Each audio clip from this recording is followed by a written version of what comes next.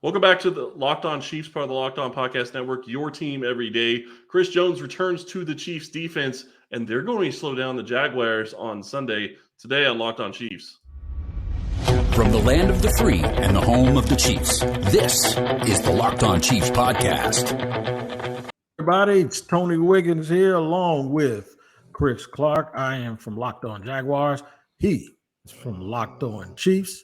And we're here to do a crossover edition for you today. But first, we have to let you know we appreciate you making us your first listen because it's your team every day on both podcasts. We are free to subscribe to on our respective pages on YouTube. You can make sure you hit the like button and hit the bell to make sure you receive notifications. And wherever you get your podcast from an audio perspective, just make sure that you tap in every single day to make sure you don't miss an episode. And this crossover Thursday episode is brought to you by Prize Picks, the easiest and most exciting way to play daily fantasy sports. Go to prizepicks.com/LockedOnNFL and use the code all lowercase LockedOnNFL for a first deposit match of up to $100. And we would first like to also welcome in all of our everydayers for our respective shows. We call them everydayers because they come in every day. And if you want to be an everydayer, just come back every day too.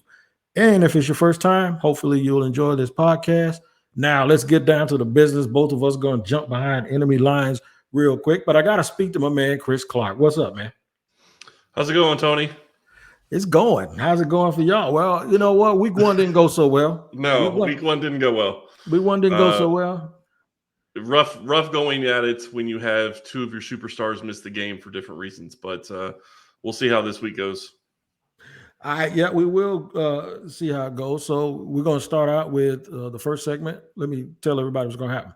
We're going with the biggest storylines first. Segment number 2, we're going to look at the biggest matchups. Segment number 3, we'll split it with what leads to a victory for both teams, and then we'll make a prediction. All right. Biggest storylines for you, sir. Since you're the visitor, I'm going to let you go first. Tell me the biggest storylines for the Kansas City Chiefs. I appreciate that. And I said last week on a crossover, I kind of had two, and it's really hard to choose. Travis Kelce getting injured was one, and Chris Jones not being there was the other. Chris Jones is back. He should play against the Jaguars. Now, whether or not he's going to play very many snaps is going to be a big question.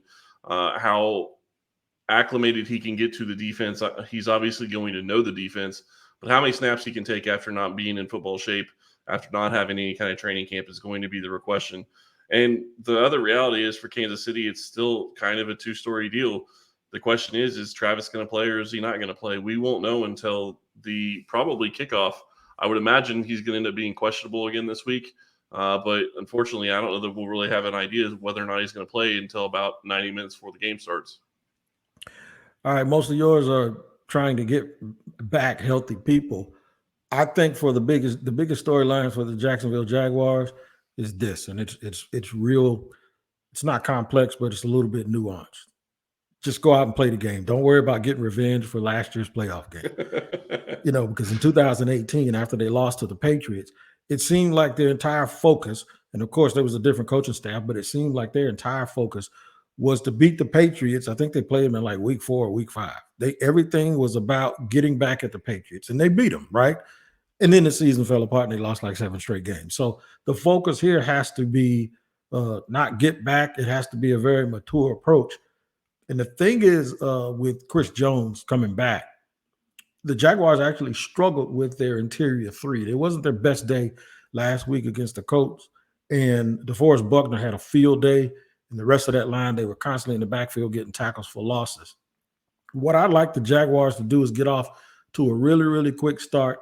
And if Chris Jones is going to play, I want to check him. I want to find out what he's got. And the way you do that, you mentioned you don't know how many plays he's going to run. Now, I don't think you need to make your total game plan about this aspect, but I think any little thing that matters, right? Absolutely. I would go tempo. I would check him early to see what kind of football shape he's in. I would do everything that's designed to get him to running, whether it's rollouts, side by side. You got to get first downs. I wouldn't let him rest one bit. And I do that anyway because the Florida heat is supposed to be an advantage for a team that has practiced essentially in 100-degree heat every single day. Let's check and see what's going on. I don't know what the weather's been in Kansas City. And really good teams never really make excuses and use the weather as a reason for winning or losing. Sure. But all advantages matter, especially when a lot of NFL games, and we had a tough game last week, they come down to the little small things. So that's a little small thing that I'd like to do early. Incorporate your game plan, but when you're incorporating your game plan, speed it up real quick to see if they can get Chris Jones huffing and puffing and get him on the sideline. I think that's a great game plan. I think that you look at what this game is going to come down to, and you talk about 100-degree weather, and I understand you're right. Teams aren't going to say that the weather caused issues, but it can cause issues for players. You can get cramps, you can get dehydrated.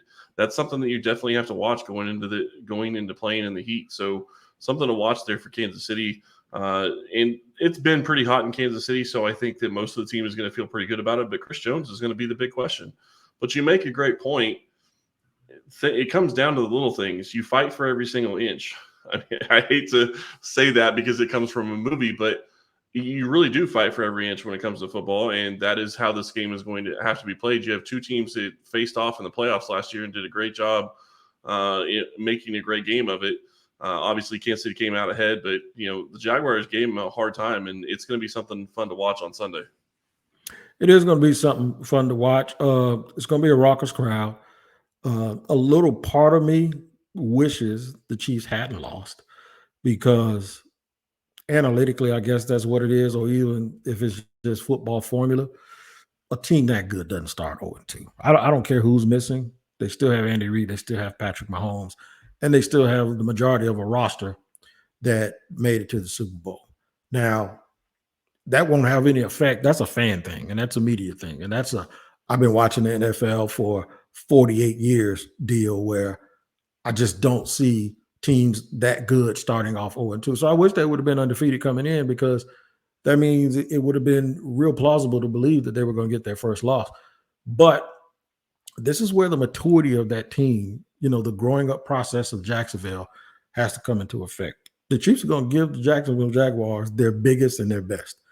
And there's a chance that even last week, had the Chiefs not played a team as good as Detroit, and that has the makeup with Dan Campbell's bunch, I think 80% of the league, the Chiefs beat them last week, regardless if Chris Jones or Travis Kelce's there. And they could have won that game had they not had the drops. So everybody needs to pause a little bit on thinking, is this the end? Because folks are always looking for the end of something great. I don't think that's the case at all. And I think we're going to have a whale of a game this weekend. Now, we have some key matchups. We talked about them, a couple of them already. We're going to get into even more of that, and I'm going to tell you why. The matchup between Trevor Lawrence, now I want you to hear this, the matchup between Trevor Lawrence and Spags means a little bit more, in my opinion, than any Jaguar against any other player. I'll tell you about that in just a second here on a crossover edition of Locked On Jaguars and Locked On Chiefs. But first, I have to let you know about Jace Medical. Now, we all get sick. We all have things that happen. We just went through a hurricane where a lot of stuff was closed. What if you got sick? You really, really need medicine, especially antibiotic. And the Jace case provides 5 life-saving antibiotics for emergency use. All it takes to get a Jace case is fill out a simple form online, and in some cases, jump on a quick call with one of our board certified physicians. Get ongoing care from our physicians on any treatment related to questions. Doctor created, doctor recommended. Now, what you have to do is you have to be able to medically approach your pain and medically approach all of the things that may go wrong with you. And you definitely get that at Jace Medical. Now, you can save more than $360 by getting these life-saving antibiotics with Jace Medical, plus an additional $20 off by using my code Locked On at checkout on jacemedical.com. That's JASE medical.com right now, and you'll save more than $360 by getting the life-saving antibiotics with Jace Medical. All right, we're going to roll along here on a crossover edition here that we do all the time here on Thursdays during the football season. We got the Chiefs, we got the Jags. The last segment, I allowed Chris to go first. I didn't allow Chris to go first. I just requested Chris to go first. How about that? Now we're going to get to the biggest matchup. For me, anytime you have a quarterback that has tremendous talent, who has a little bit of a reputation of getting off to a little bit of a slow start, you always wonder when that guy's going to grow up and try to stand up like a kid who says, I got this, right? A lot of times those young guys are not battling the other players. They're battling the old 58, 60-year-old coach on the sideline that has been responsible for more than a few Super Bowls, and in this case, Coach Spagnuolo. So I think the biggest thing for me is Trevor staying balanced and not getting into a bit of a chess match or a checkers match with Coach Spags. I believe they have to design, even if it's something as simple as putting the wide receivers in bunch formation so he sees things really, really quickly, getting the ball out of his hand. Spags does a really good job of knowing how to generate pressure, when he's going to generate pressure, whether with linebackers in the A gap, even sometimes safeties coming, in the way that they mix and match their stunts. And now with Chris Jones coming back, that's just going to be an added person that they have to watch out for, and even sometimes double on passing downs.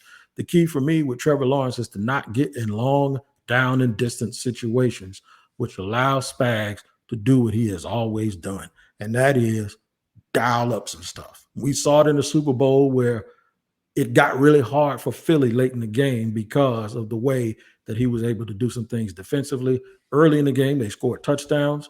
I think the linebacker still scoring touchdowns. In fact, the kid out of Missouri. So the thing is we have to make sure that Trevor stays dialed in, doesn't put too much on himself, and just goes with the game plan. And don't get to the point where you're matching wits with a coach.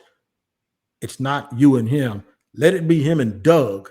Don't do too much audibling. Don't do too much changing. Let Doug match wits with him. And then from that point, I think if the game plan is pretty simple, you just keep everything simple, be patient, and take what they give you. And I think the Jaguars can have a good chance at victory. I love that matchup. And the reason I love that matchup is because I think you can extrapolate it to even say it really becomes down to your weapons. Trevor Lawrence is part of that, but you have the weapons. Calvin really looked fantastic last week. Zay Jones looked good last week as well. Christian Kirk didn't have the best game, but he still played okay. And that is going to be a unit going up against Spags and going up against the secondary that's going to be very hard for Kansas City to defend. So I'm really curious to see how that plays out. When you flip it over to Kansas City, though, honestly, what it comes down to for me is, do the wide receivers change what they did last week? And matchup-wise, it's going to be a matter of, can they find the soft spots in zones when the Jags play zones? Can they beat man when the Jags go man-to-man? That was an issue last week. If you go back and watch some of the film, the biggest thing Kansas City did to beat themselves is they weren't in the right spots when they were supposed to be there. A great example of that is you have Richie James and Kadarius Toney running a mesh concept over the middle of the field.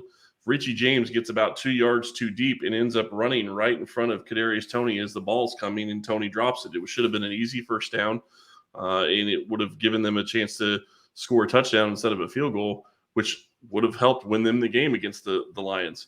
So, can Kansas City's wide receivers really figure out the defense of the Jaguars when it comes to, zones?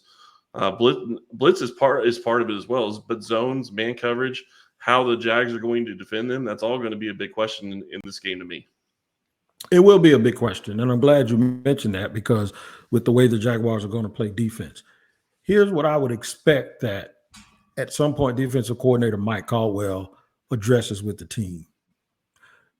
You want to get after the passer, and you want to knock Patrick Mahomes off of his square.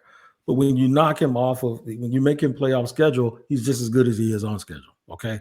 And you knock him off of his square, you think, okay, a right-handed quarterback, if I don't allow him to scramble right, if I make him scramble left, where his throwing shoulder is actually closer to the receiver, all of that stuff goes out the window, because Patrick Mahomes will throw it any kind of way. He'll throw it backhanded, underhanded. He might do it the way you used. Yeah, he might do it the way you used to do those little footballs. Ain't no telling. He might thump the ball 30 yards down the field. What I think is find a way to play a little bit of gap and hole where you get pressure, but it's controlled. It's to the point where you don't allow him to spin away. You don't allow him, you don't create these natural running lanes by getting beyond him Yeah. because those creases are easy. Now, it's still more difficult with him because we saw in the Super Bowl, we saw that kid drop back like 47 yards against the 49ers. There's no point where he won't keep going backwards because his arm is so strong he can make up for it.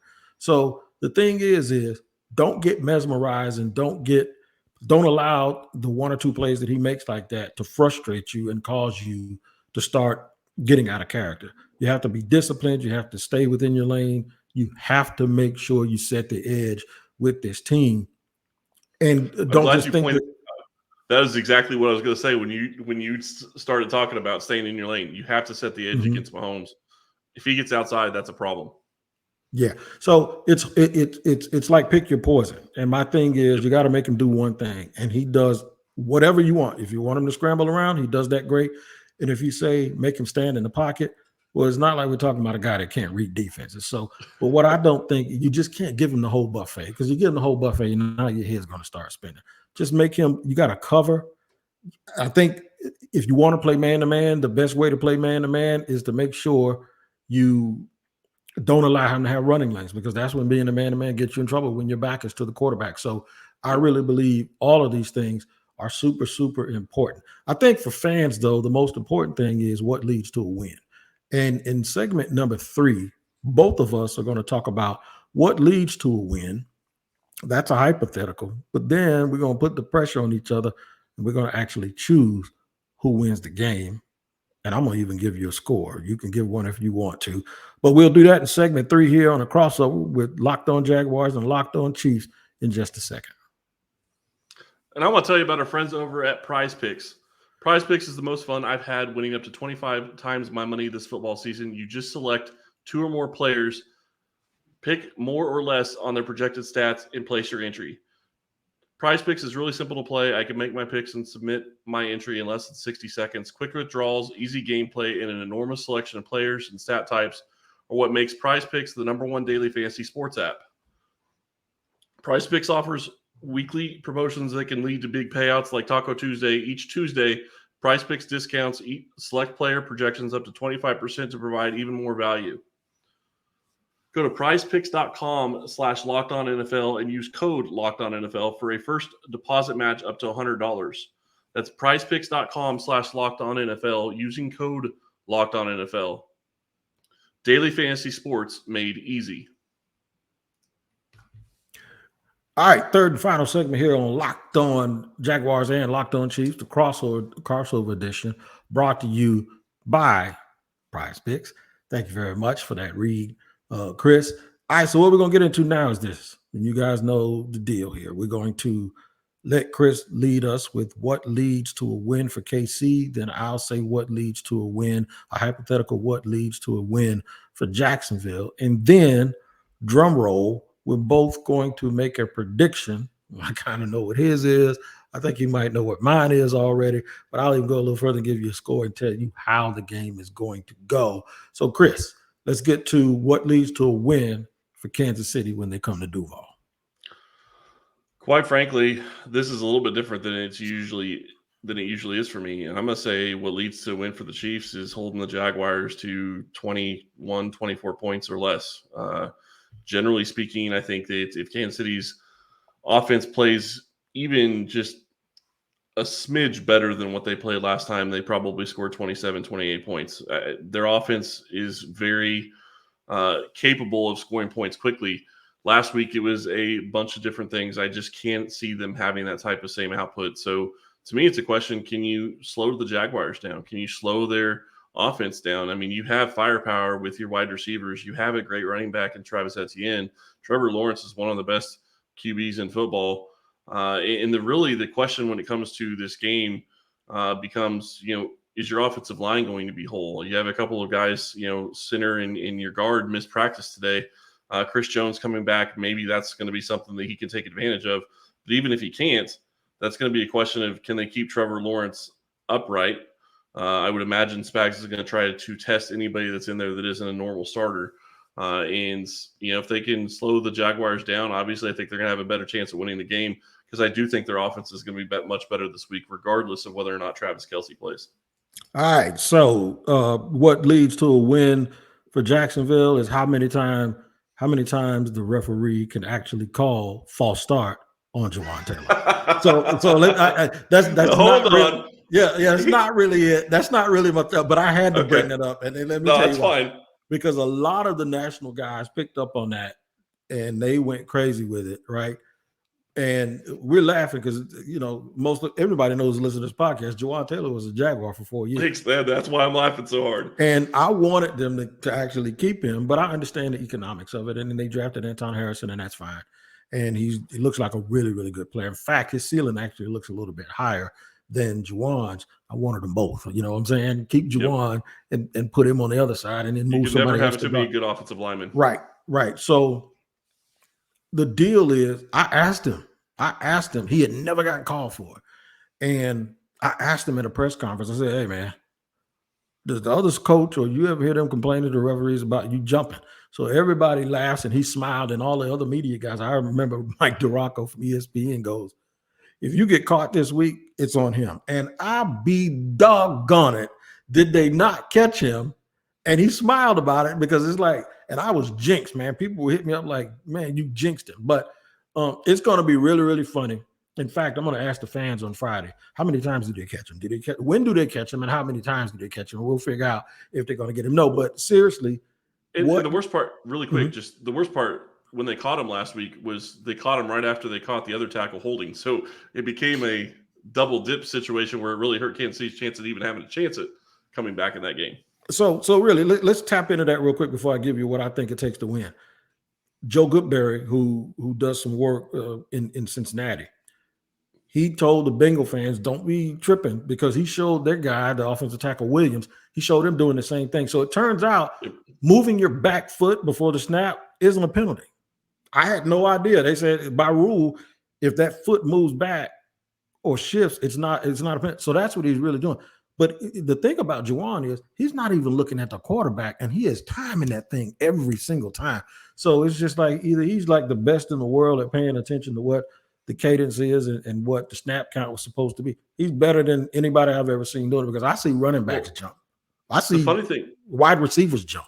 Yeah, the funny thing is you mentioned that, and I'll let you get to your point in just a second, but I just want to say, watching the preseason, it was interesting because Shane Buechele came in, and Jawan Taylor actually got a false start penalty, I believe, in the preseason because he wasn't used to the cadence.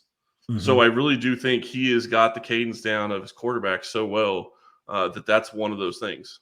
So kudos to him. He's taking advantage of everything he can. Yep, no doubt about it. So what leads to a victory for Jacksonville? I think they have to stop the run. And the reason why, and I know I told them not to have a hangover about the game and the AFC, the divisional game from last year. But for me, I remember when Mahomes got hurt and Chad Henne came in the game, and the Chiefs literally went 97 yards, and most of it was running the ball. So you can't forget about that aspect just because we're used to the Chiefs being able to throw it all over the lot, and we're used to them putting the ball in Mahomes' hand, dropping back 40 times a game. You have to make sure that you don't leave any stone unturned, because if Andy Reid sees a weakness, he's going to attack it. And those 7 points ended up being the difference. That 97-yard drive was demoralizing.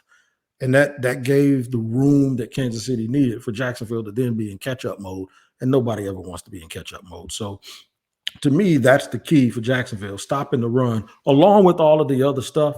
But you just can't forget that. Don't allow them to turn around and start handing the ball off to Pacheco, and he starts chunking through the middle of your line, because now that's going to open up everything else that we don't want to happen. So to me, that's the key, stopping the run. And I know I sound like a 1980s NFL coach when I say that, because it's so cliche, but in this case, I have a reason to, because I watched it last year, and I thought the inability to stop the run when Mahomes went out of the game eventually cost them the win. Ryan Tracy would love that answer, actually, and so he would really appreciate you saying that. I also have to say, when you look at stopping the run, I think you also have to bottle up Mahomes. If you can keep Mahomes under 20 yards, 25 yards rushing, you got to feel pretty good about that. And It's not that he rushes a ton, but he gets outside the pocket, or he sees you're in man and he goes right down the middle of the field for 10 or 15 yards. That flips the field at times, and that can really change an offense's momentum. All right, you're the guest of honor. Since I'm officially the home team, I'll need you to make a prediction. If you're comfortable with the score, cool. If not, just give me a prediction of what you think is going to happen in the game. Who's going to win it? You know, I picked Kansas City win last week. I thought they could win against the Lions, and you know, you said it earlier. If they catch a couple of balls, I think they win that game without Chris Jones or Travis Kelce.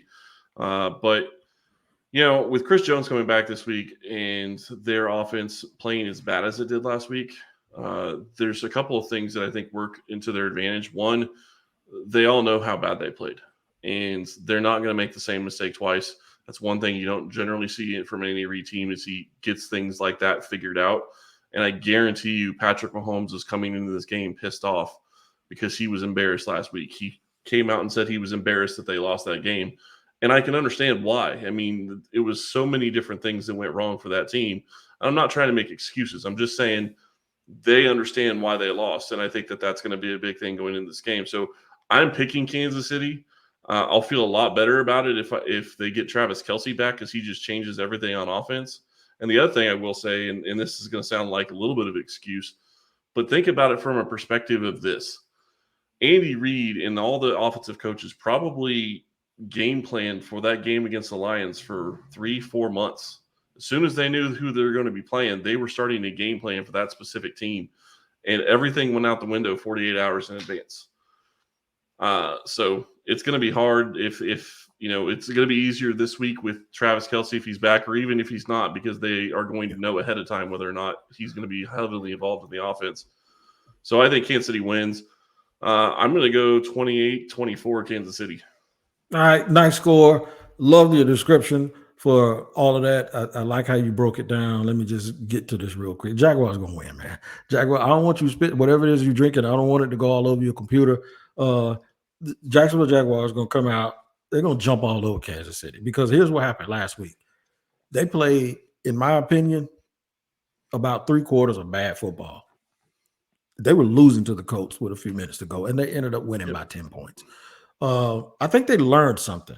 And what it is no matter how much you worked to not be just like you were last year, that game looked like a last year game to me.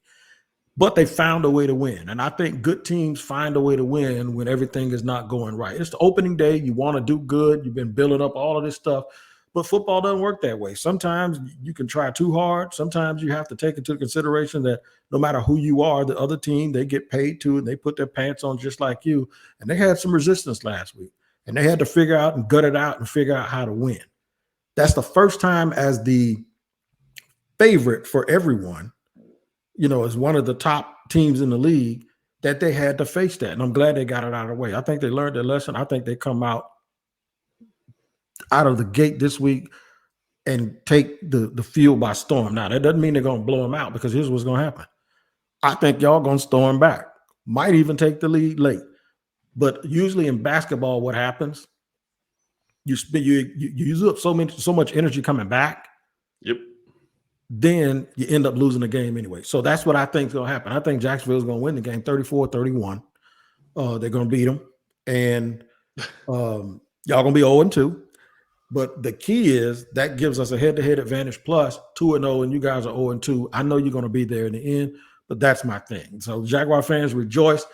Chiefs fans, sorry. It is what it is. I picked the Jaguars to win, and at least I told you how I think it's going to go. So really quick. I just want to say I appreciate you're calling from the win, but I would point out that Kansas City generally, when they have to come from behind to try to win a game, they generally get it done. They're able to hold on, but we'll see if that ends up being the case this time. So I'm really curious. I'm really excited about this game. I think it's going to be a good one. Yep, I am too. And you can catch good also on Locked On NFL. Like I said, Monday through Friday, your team every day. Make it your next watch. On YouTube, it's free. Subscribe. You get all of this NFL news from around the league, and it is absolutely fabulous. For Chris Clark of Locked On Chiefs, I'm Tony Wiggins for Locked On Jaguars. Y'all take care of each other, and we will see you next time. Good luck to both teams this Sunday.